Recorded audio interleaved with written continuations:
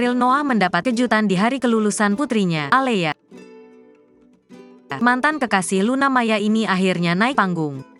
Diketahui Ariel memiliki seorang putri bernama Alea kini telah remaja. Ariel Noah menyempatkan diri datang ke acara kelulusan sekolah anaknya, Alea.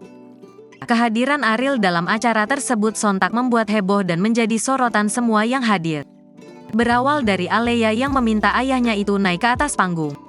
Ariel pun sempat kaget karena tak menduga akan diminta bernyanyi oleh sang putri.